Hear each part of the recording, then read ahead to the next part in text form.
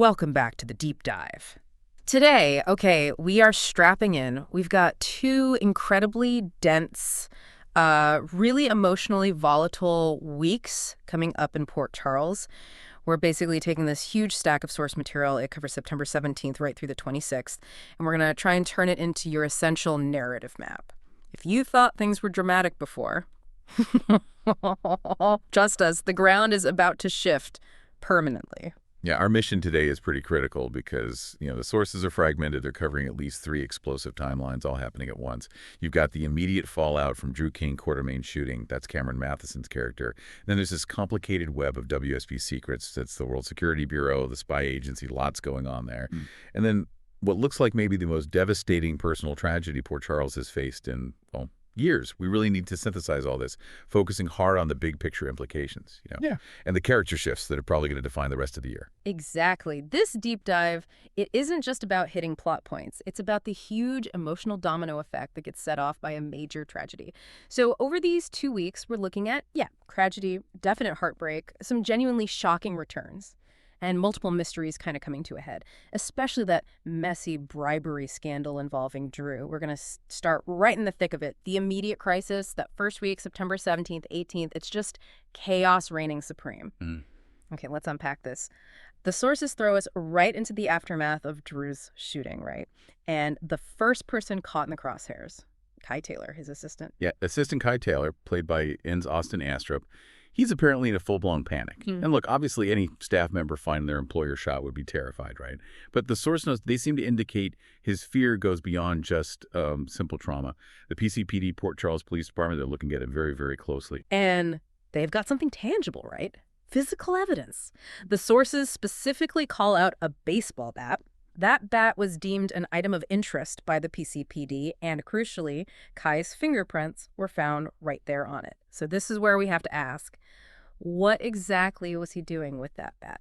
That's the million-dollar question, isn't it? Yeah. And the nuance here is just absolutely vital. As an assistant, he works at the house. He has a key. So his prints being on household items isn't inherently suspicious. Not on its own. He could have been, using it for sport, maybe just moved it during cleaning, whatever. However, and this is the big however, the source material notes the bat was found near the body. That context is what transforms his status. Suddenly, it's not just an item, it's potential evidence. If the police can somehow prove that bat was used in the assault, or even just that Kai handled it after the assault, well, his panic suddenly looks a lot more like guilt. Right. So we've got kind of two likely scenarios painted by the sources here. Scenario one, Kai's just a desperate, panicked employee. Maybe he touched the bat trying to figure out what happened, accidentally contaminated a crime scene in his fear. Or scenario two, which is obviously far more dramatic, he was involved and his panic is all about the crime catching up to him. And we know in Port Charles, panic, well, it always leads to bad decisions. What decision is Kai going to make to try and cover his tracks? Precisely. And the fact that the PCPD zeroed in on the bat suggests maybe they already have a theory about the weapon. Or maybe they just know the bat was moved after the incident happened. If Kai runs, that basically seals his guilt in the eyes of the police, right or wrong. But if he stays and tries to offer some kind of convoluted explanation, well, the PCPD is going to pull that story apart piece by piece. His professional loyalty to Drew is about to get violently tested by this whole criminal investigation process. It's going to be rough for him. Okay, let's pivot. Let's talk about the messy, messy plot that, frankly, has generated the most side-eye from the source material we looked at. The Drew bribery scandal. Detective Harrison Chase, that's Josh Swickard, he's apparently sitting on a bombshell. And the way the sources describe it, he is absolutely convinced this information can stop Willow Tate, Caitlin McMullen's character, from destroying her life. Yeah, that's a pretty intense motivation for a cop who's technically working an entirely separate case, the shooting. The sources confirm this info. It stems from the evidence found in Drew's safe. The alleged proof that Drew was bribing someone, bribing them to keep custody of the children away from Willow. And this is where Dante Falconeri, Dominic Zamprogna, another PCPD officer, gets involved. He compares notes with Chase, which, it raises a really significant narrative question. Like, does Dante already know about this bribe evidence found in Drew's safe? Or is Chase dropping this bombshell on him right now? Because if Dante's hearing this for the first time, I mean, this conversation fundamentally changes the PCPD's entire understanding of the case, doesn't it? It shifts the focus from just the shooting itself to the motive for the shooting. Like, did someone target Drew because of this shady custody arrangement? And this brings us smack into the elephant in the room that the sources really highlight, which is the massive skepticism surrounding this whole core theory. The sources flat out call the idea that Drew was secretly paying, what, $1 million to keep the kids away from Willow. Sure. They call it poorly executed and a big stretch from a storyline standpoint. Why? Well, I think the sources feel that way because it fundamentally kind of violates Drew's established characterization, right? He's supposed to be a hero, a quartermain who stands for integrity, generally, even if he's prone to taking risks. The idea that he would secretly manipulate custody using these huge sums of money, it just feels, I don't know, contrived. It is contrived, and we have to think about why the writers might be forcing this particular plot device. If the motivation doesn't feel organic to Drew, we got to consider other theories the spoilers might be hinting at. Like, is Drew maybe covering for someone else? Perhaps another quartermain, a sibling maybe, who desperately wanted sole custody? Or, and this feels maybe more likely, is the money a deliberate plant, designed specifically to frame Drew and give a motive for the shooting? The sources are basically forcing us to use critical thinking here because the official plot just doesn't seem to hold water for them. And then complicating things even further, we've got Molly Lansing Davis, Kristen Vaganos being all secretive. Now, given her job in the ADA's office, the Assistant District Attorney's office, the source material heavily speculates her secrecy could be directly related to this Drew bribery information. Oh, that puts Molly in a deeply compromised position, doesn't it? If the ADA's office is discussing this evidence, she possesses privileged information that directly impacts people she loves, Drew, Michael, Willow. She's totally caught between her professional duty to keep quiet and her personal desire to protect, well, everyone.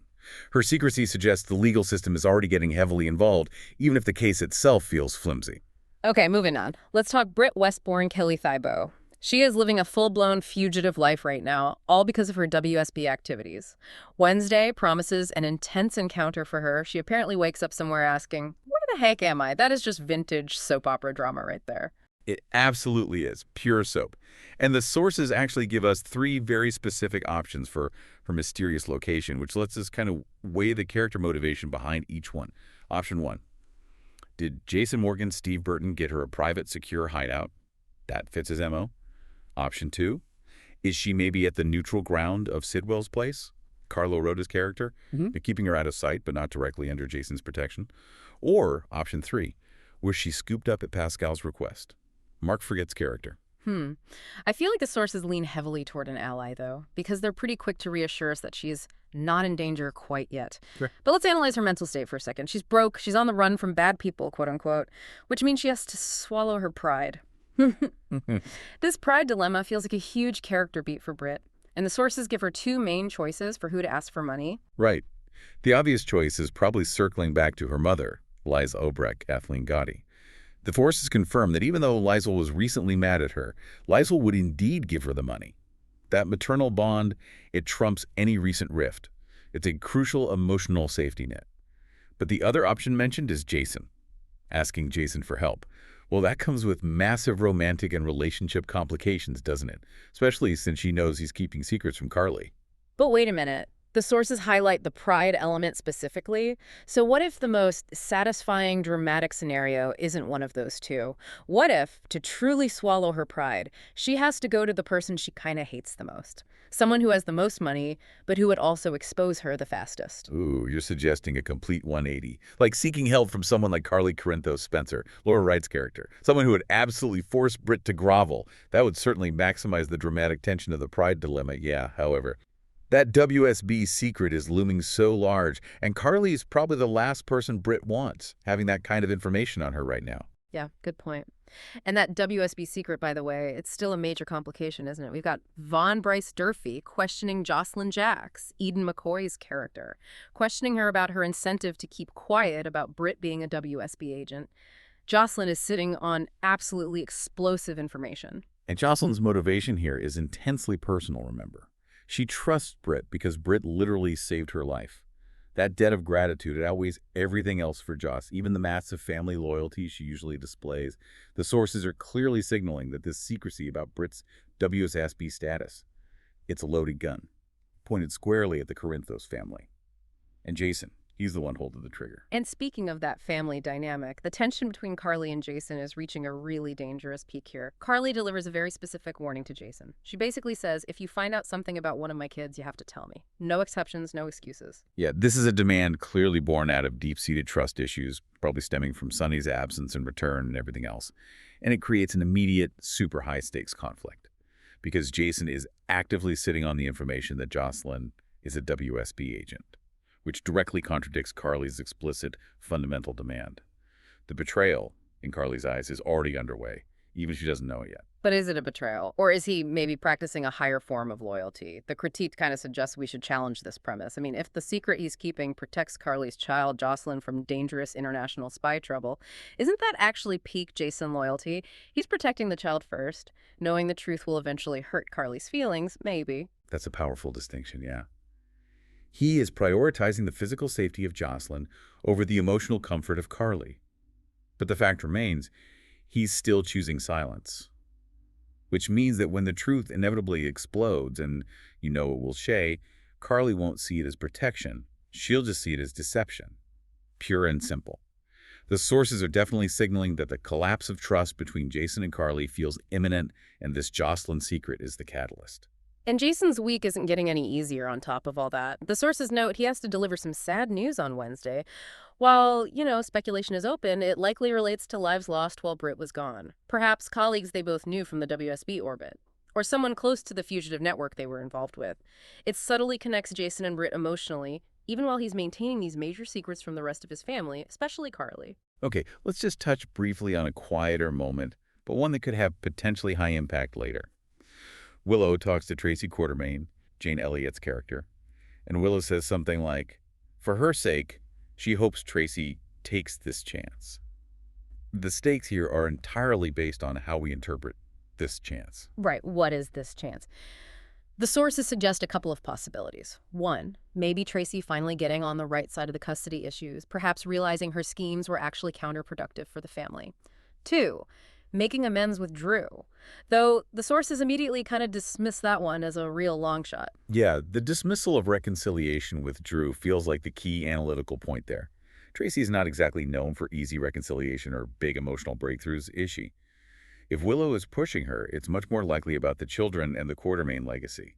Tracy is obsessed with legacy. If she realizes that this whole bribery scandal is seriously hurting the family's name, maybe she chooses to support Willow in the custody fight. Not out of any sudden affection for Willow, mind you, but purely out of self-preservation for the family brand. That makes perfect sense. Tracy swallowing her own pride to protect the family name, and maybe, just maybe, positioning herself as the moral center of the Quartermaine family after all this drama finally settles. This conversation really sets the stage for Tracy's own massive emotional upheaval later in the week. Okay. Now we need to transition. We're moving into the emotional earthquake of these 2 weeks. This is where the plot points kind of give way to profound shared grief. Cliffhanger Friday, September 19th. It is poised to be absolutely devastating for Port Charles. We have really strong indicators from the sources that this is when we lose the irreplaceable Monica Quartermaine, played for so long by Leslie Charleson. Yeah, the sources paint a truly heartbreaking picture here. It starts with Dante pleading on Friday. That imagery is just intensely emotional, isn't it? Pleading. Mm-hmm. The speculation points directly to this being the moment he finds Monica pass away, likely alone, and he's just begging her to wake up. But why Dante, specifically? I mean, he's a stepson, sure, but he's also a cop. It's possible he was just checking in on her. Or maybe responding to a wellness check call. The fact that the sources center Dante's plea really highlights how the emotional devastation is going to ripple across all facets of the Port Charles community, not just the core Quartermaine family. Exactly. And Jason's reaction seems to confirm the seriousness and the finality of it all. Jason expresses deep regret on Friday. The sources directly tie this regret to his past estrangement from his adoptive mother, Monica. You got to remember, Monica was perhaps the only Quartermaine who truly understood Jason after his transformation, after the accident. His relationship with her, though often fractured by his connections to Sonny and the mob world, it was foundational for him. That regret isn't just about missing a phone call recently. It's about a decades-long fracture in a really critical, loving relationship. And the sources confirm Jason is the one who makes a call by the end of the week, specifically to report a death. This just strongly points to Monica's passing, hitting on that cliffhanger Friday. It provides the ultimate dramatic setup, right? Leaving the audience reeling all weekend long. And the ripple effects are immediate. Mm-hmm. Elizabeth Weber, Rebecca Herbst, she's a key figure at the hospital, obviously, and a longtime family friend. She's also drawn into the tragedy. She apparently has bad news for Drew, and the sources suggest she might be the one who has to tell him about Monica. So Drew, who's just survived a shooting and is facing these criminal charges, now he's dealing with the loss of his mother figure. The whole world of the Quartermaine family is just collapsing under the weight of this loss. This event, it's not just a character death, is it? It feels like a narrative reset for the show. Monica was the moral conscience, really, the historical anchor of that family. Her death is going to irrevocably change the dynamics between every living Norman. Quartermaine, Drew, Jason, Tracy, and even the younger generation who look to her as their anchor. It's huge. And this deep dive also gives us a little glimpse behind the curtain, right, regarding how the show might manage a loss of this magnitude. This is a truly profound moment for General Hospital. Leslie Charleson has been Monica since, what, 1977? Yeah, it's incredible longevity. The sources discuss the possibility of the show using a body double, maybe? Or perhaps having Monica unseen in the immediate aftermath, maybe keeping the actual memorial service several weeks out to handle the logistics and really honor the actress properly. It's an essential acknowledgement of the practicalities of daytime drama production. The sources draw a parallel to past instances on other shows like Days of Our Lives, where they use techniques like showing a character under a sheet or only using specific shots, maybe just a hand, to represent the deceased without showing the actor. It allows the show to honor the actor respectfully while still maintaining the narrative integrity of the character's demise and, importantly, the subsequent grief storylines for everyone else. But let's just pause on the emotional weight for a second. The sources remind us Charleson spans generations of GH history. She links right back to the epic Luke and Laura era. For longtime viewers, this death, it's going to bring profound, long-standing sadness. It really does signify the end of an era for the show itself. Absolutely. When a foundational character like Monica, someone who really embodies the hospital's history and the family's heart, passes away, it's designed to unify the town in a very specific way. Every major character has some kind of history with Monica as a boss, a colleague, a mother figure, sometimes even a rival. Her passing serves as this huge narrative force multiplier. It's going to force even disparate storylines like the WSB stuff in the Corinthos mob world to kind of halt, at least temporarily, for a period of mourning. Okay, before we move entirely into the week of mourning that follows, let's quickly cover a couple of other Friday developments, things that seem to set up big stuff for the following week. Lulu Spencer Alexa Havens is noted as helping the victim of an accident. Right. And this seemingly small plot point carries a potentially monumental rumor drop, one that ties directly back to Britt and Liesel. The sources are hinting that this accident might be the key mechanism through which we catch a peek of Nathan West Ryan Pavey. This feels like the dramatic precursor to that stunning return scheduled for the following week, using this accident as a high-stakes, maybe heroic entry point for him. Wow, okay, yeah, that's a classic setup, isn't it? A beloved character, thought dead, reappears during a moment of crisis. We also see the continuation of that charming dog drama, which honestly provides some necessary levity against all this tragedy. Gio Palmieri, Giovanni Mazza steps up for Emma Scorpio Drake, played by Breeden Brunner. Yes, exactly. The sources show the community is still functioning, despite the darkness looming. This dog plot, centered around Gio and Emma, it keeps the younger characters engaged, kind of grounds the overall atmosphere in everyday life for a minute. It's definitely a needed break from the sheer weight of Monica's impending death. All right, now we enter the week of September 22nd. And the emotional landscape of Port Charles is just. It's defined entirely by the profound, pervasive grief of Monica's death. Yeah, the sources really warn us that word is going to spread fast and the devastation will be absolutely widespread.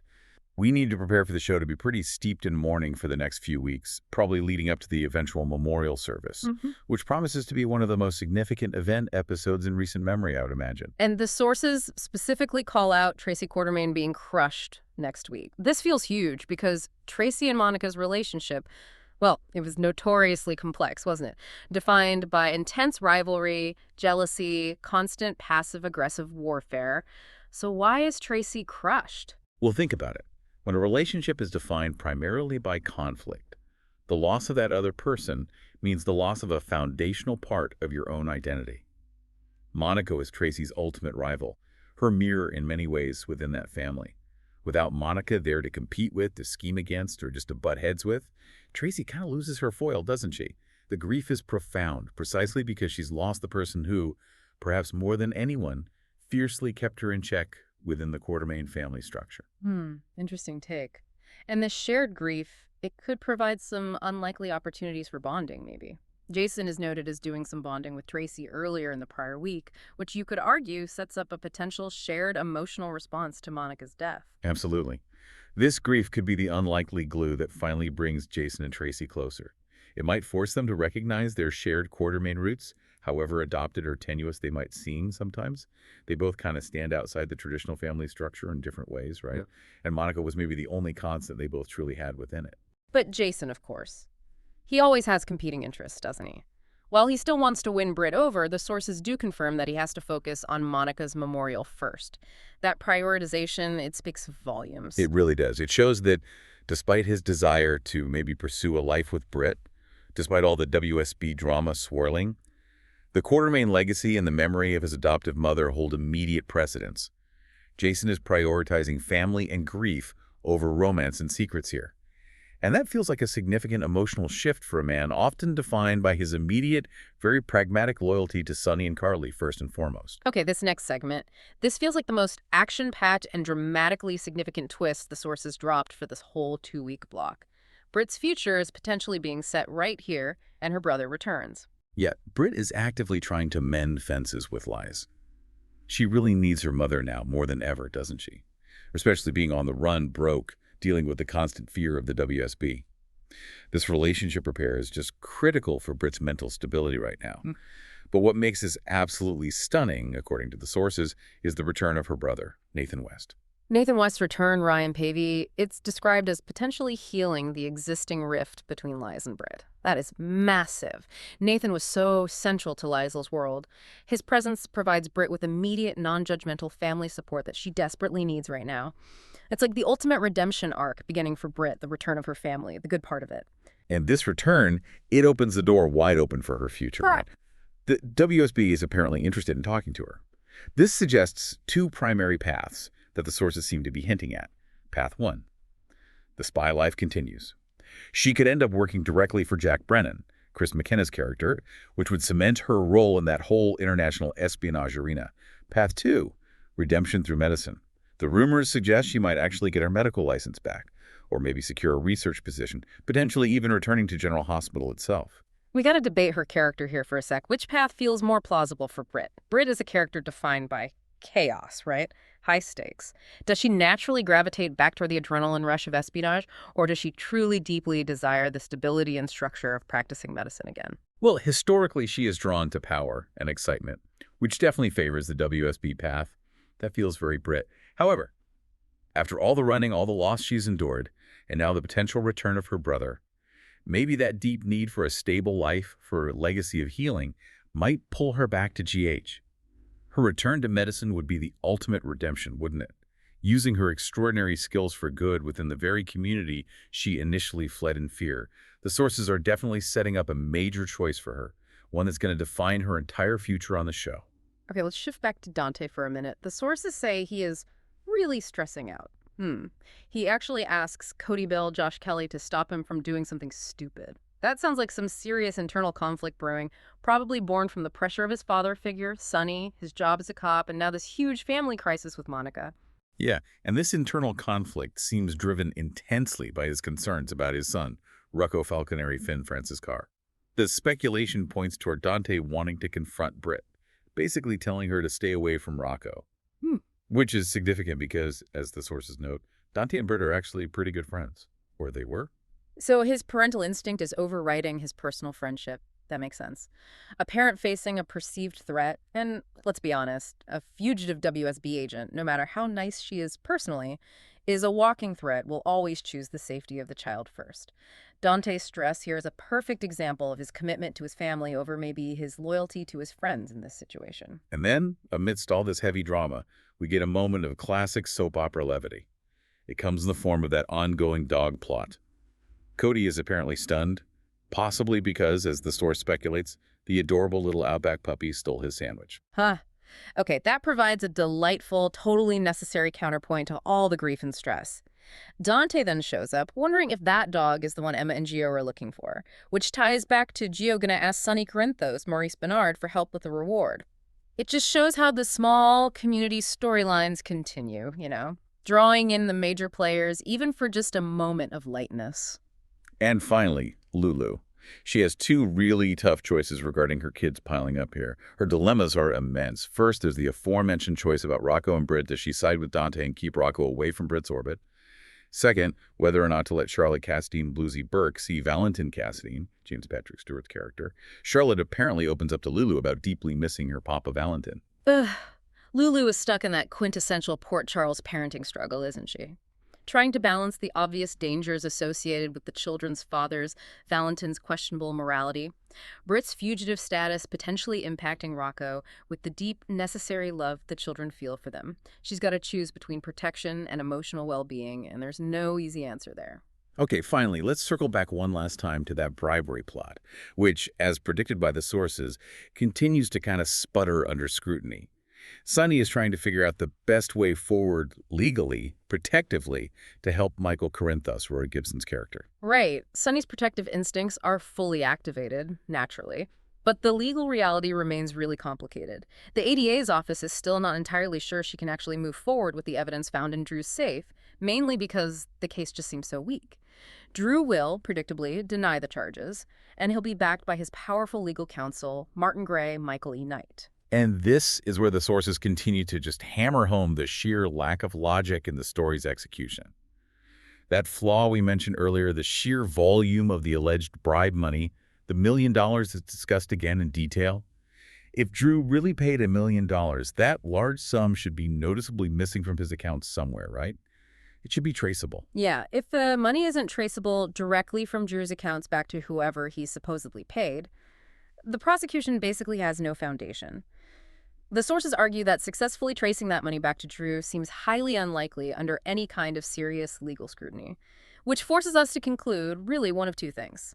Either the plot is going to crumble entirely, or the money trail is going to lead somewhere completely unexpected, maybe revealing that Drew was framed entirely from the start. And this whole investigation puts severe pressure on Michael's alibi, the woman named Justinda. The sources specifically warn that her alibi for Michael might not stick under pressure, especially if she needs more money. This detail shifts Justinda from being a potential defense witness to being a massive liability for Michael. Which leads to the cynical but probably highly realistic observation offered by the sources. Justinda may be for sale to the highest bidder. I mean, in Port Charles, loyalty is often transactional, isn't it? If the DA or maybe one of Sonny's enemies needs to break her alibi, they might just simply pay her more than Michael did.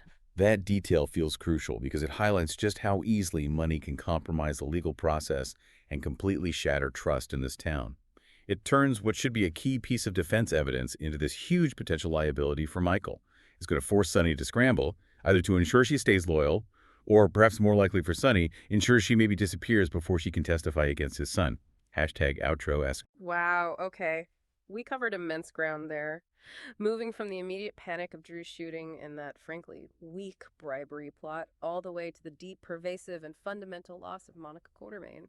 So, to quickly recap our three main threads here, Monica's legacy is absolutely set to dominate the emotional landscape and shift major family loyalties. Britt's future is uncertain, but Nathan's absolutely stunning return provides a huge potential turning point and maybe some real family healing for her. And finally, that shaky bribery case, fueled by what seem like major logical flaws, is putting massive financial and legal pressure on Michael and Drew's defense. Yeah, what's truly fascinating here, I think, is how the profound personal loss of Monica acts as this powerful catalyst for change. It's forcing a recalibration of priorities for basically everyone, Jason, Tracy, Drew, maybe even others. But simultaneously, you've got the WSB secrets and that corrupt bribery plot humming along, ensuring that nobody really gets the dignity of just mourning in peace. It's classic GH. The narrative seems to be setting up pivotal shifts for Jason, who really has to choose between his old life and a possible future with Britt. For Britt herself, who has to choose between the stability of family and medicine versus the chaos of the WSB. And definitely for Dante, whose family choices are becoming incredibly painfully difficult. And this all kind of boils down to loyalty under fire, doesn't it? Both financial and emotional fire. Which leads us perfectly to our final provocative thought for you to chew on this week. That discussion about Justinda being potentially for sale to the highest bidder, it just perfectly encapsulates the moral instability that defines Port Charles. So, given the deep emotional fallout we expect from Monica's death, which relationships, which loyalties, maybe even within the tight knit Quartermain or Corinthos families themselves, will crumble next when they get tested? Not necessarily by violence this time, but by cold, hard financial pressure. That's definitely something to keep a very close eye on over the next few weeks. Absolutely. It's going to be intense. Well, thank you for joining us for this deep dive into the sources. We'll catch you next time.